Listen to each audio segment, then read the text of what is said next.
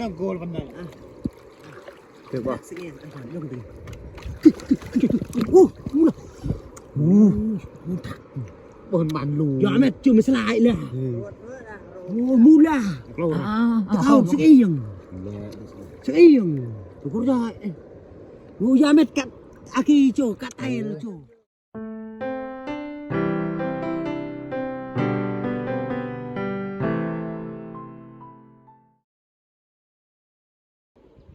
สบายดีพี่น้องเนาะมื้อนี้ก็ยินดีต้อนรับเข้าสู่ซองบคอนสนบทคือเก่าพี่น้องมื้อนี้บคอนก็ได้มานำเซ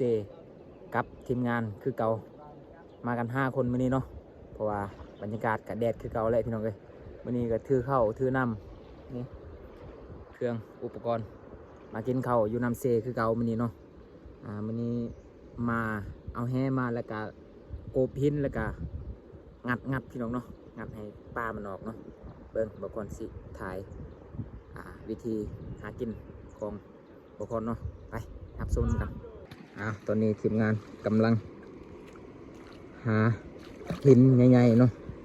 กบที่หินใหญ่แล้วก็เอาเหล็กงัดเพราะว่ายามนี้แม่นฝนตก2-3 เทื่อแล้วน้ำมันก็อุ่นเนาะปลามันก็เลยเขาทับพี่น้องเลยไปหับซุ่มนำกันไปนี่เบิ่งกำลังงัดหินอยู่นะหินใหญ่ก็ต้องได้งัด2 คนพุ่นแหละ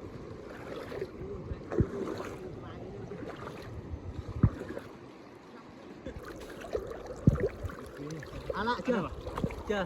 3 คน 4 คนเปิดมามันธรรมดาเอางัดเฮ็ด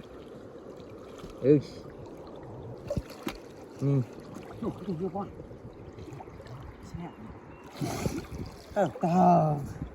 นะครับเจอคือในซีเลยจะนะครับเจอแหละไปเจอมาปะ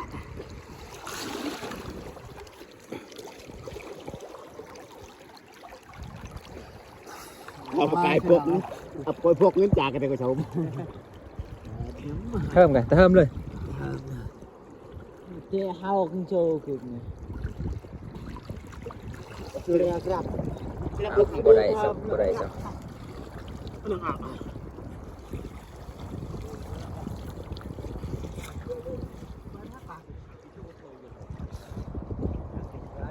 เจอทำใหญ่อีกแล้วบัดนี้เจอหินใหญ่อีกแล้ว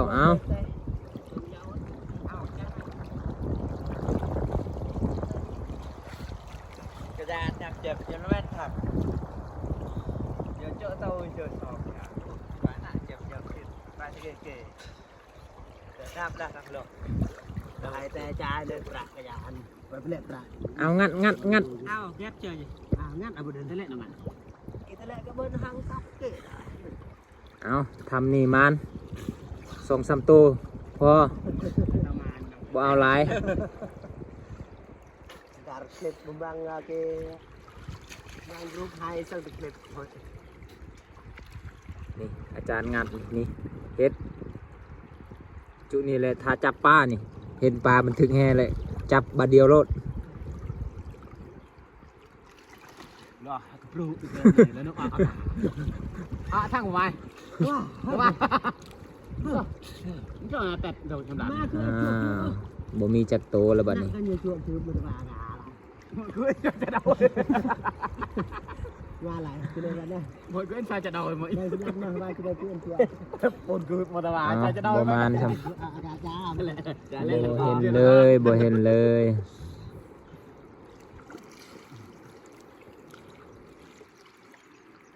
เอาหาทำไหม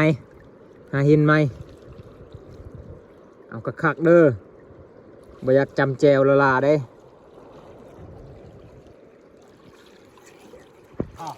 เบิร์ดในแค่ได้เจอทำอีกแล้วบัดนี้เจอหินใหญ่อีกแล้วเอาโกบอีกวันนี้เจอเห็ดแน่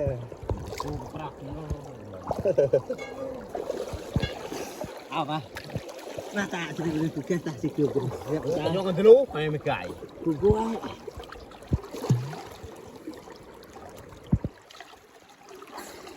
เรื่องปกติ เยอะขี่มาเมื่อไกลเรียบเรียบ อ้าวบ้านของเรา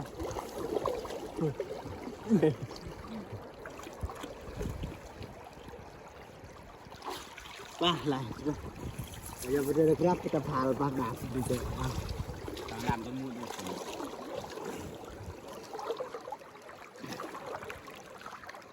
เอา หน้าเราเข้ามันหามันคือมัน รอบที่3แล้ว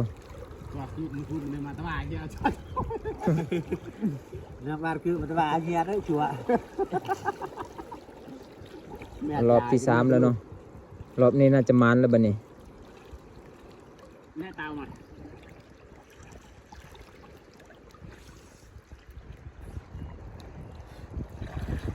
หน้าเราเข้ามาอันนี้ชัวคือคือมัน ทางละอันมั่นใจก็như taก็อันไว้ ก็เข้าเนาะเบอร์นั้นในกันชัวอากาศไปแจ้งสิมันเลยมันยาวอ่ะมันยังไงอักเลยล่ะอักตัวกลางโอ้ยไหนลูกเด็กเด็กนี่ใช่ไหมทัน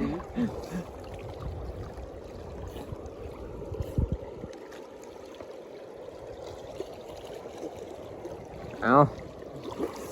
รุ่นรอบที่3 อักไว้อะไรก็เจอละ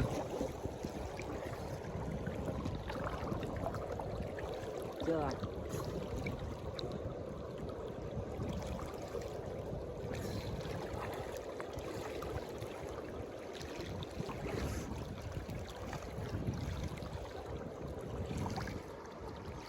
เจอไปแล้วนะ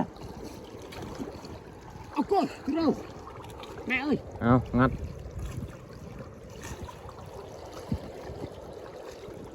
เจอบัดนี้ ตรงนี้มาตะบา เจอบ่ มาตะบาลุงไหมกระบไปเลยกระบไปกระบง่ายอยู่ เอางัดเรื่อยๆเลยกระกระจะเละกรัว เห็นบ่ นั่นไปทำเลย โอ้ย เห็นแ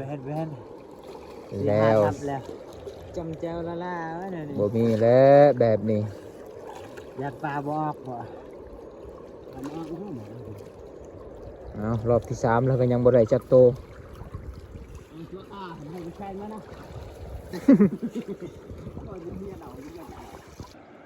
เอาตอนนี้รอบที่3รอบที่4แล้ว เลยเห็ดองศาหนึ่ง มานแล้วมึงชุดนี้ และหางหลาย รอบนี้น่าจะมานแล้วนี่หินใหญ่เลยนี่ เจ้าบ่ เอาเรียบร้อยบัดนี้งัด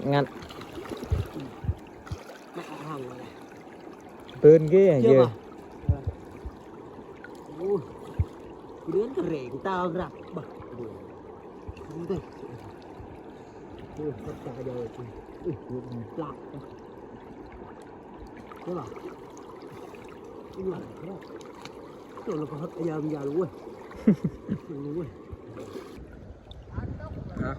ตอนนี้ก็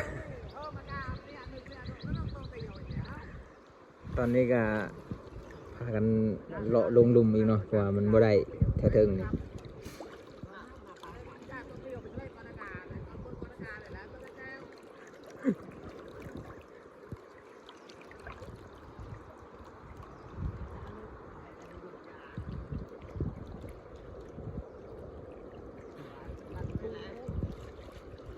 ยังบ่ได้จักโตเลยพี่น้องเอ้ย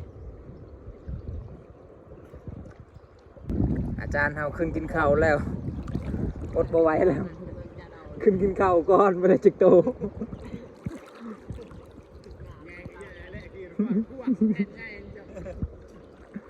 เอาทารุ่น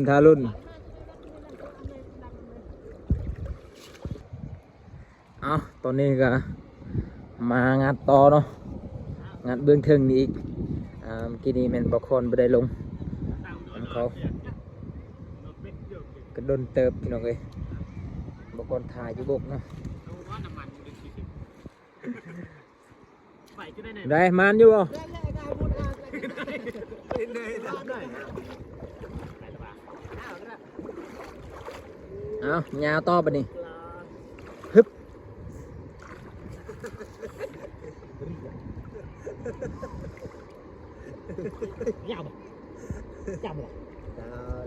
đọc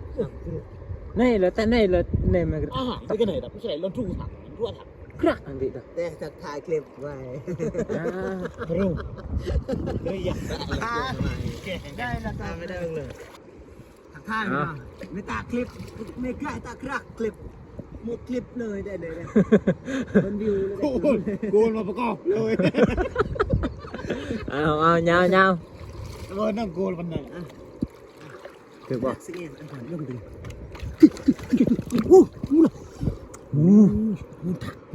บนมันลู ย้อนแม่จุ่มไม่สลายเลย โอ้มูล่า เอาสิเองสิเองถูกได้รู้ย้อนแม่กัดอากีโจกัดไทยเลยโจ pa nhai thì không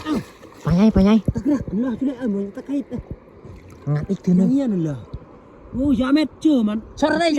terus sar đây เชอร์ตีเลยสลายถัก ya tuh chưa ตะบอนน้องไหนอันนู้นล่ะทุกคืบอย่าเนี่ยไตกูอเมดละบ้านก็ดัง chắc pa nhang lại nè ใช่ยังเอ้าเอ้า นั่งอยู่หลอดเอ้า ก็ใช่ยัง cục nó nèใช่ยัง đây này về cụ sẽ lệ về cụ ở dùng chưa ตะก้อนเด็กใช่ยังตึงตึง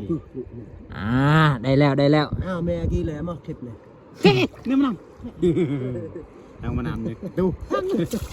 ô xinh nè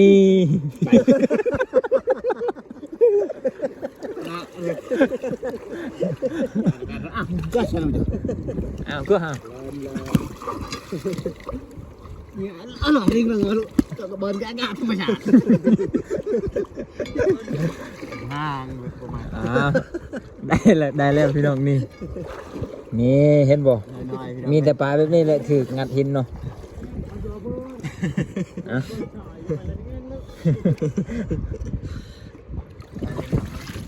แล้ว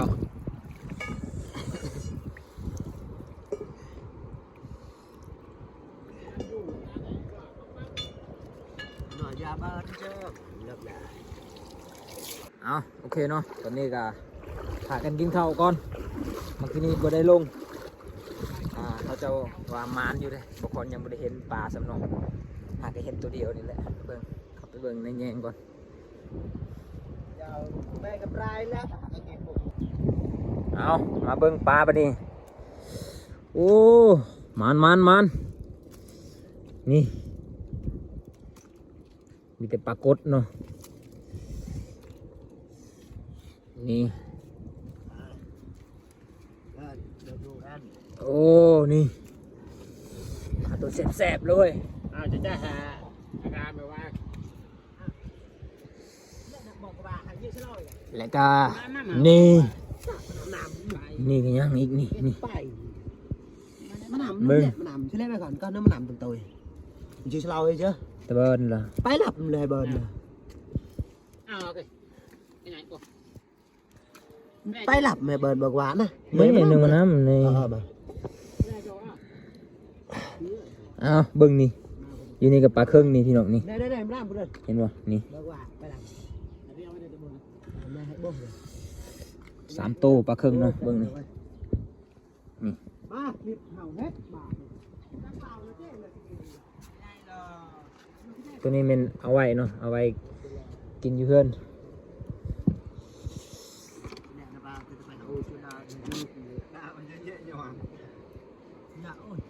ตัวนี้มันกินอยู่นี่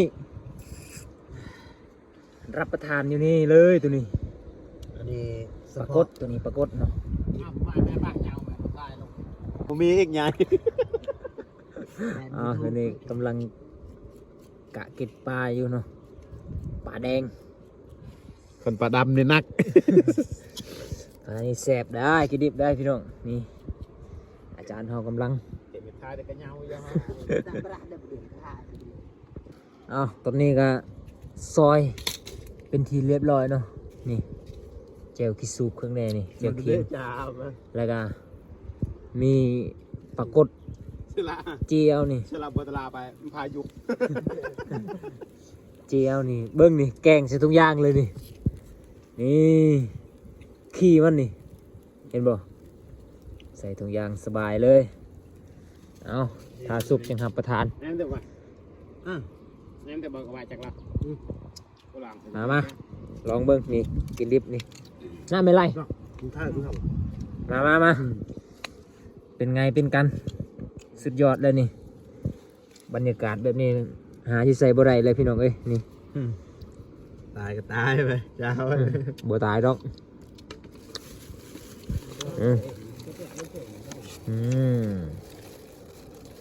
สุดยอด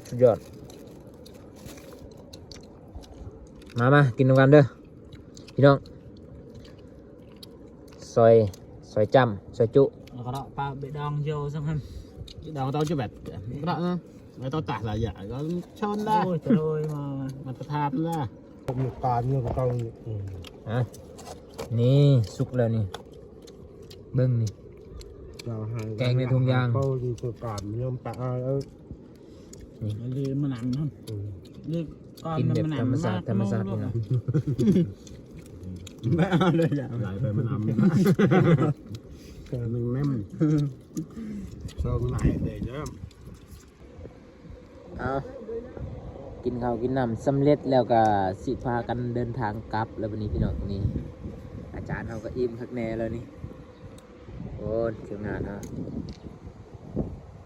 กินข้าวอิ่มแล้วก็เมื่อยแล้วบัดนี้พากันนอนพักผ่อนโอเคเนาะเจอกันคลิปหน้าพี่น้องคลิปนี้มานอยู่เนาะก็ได้ง่ายสำหรับคลิปนี้ก็มานอยู่โอเคเจอกันคลิปหน้า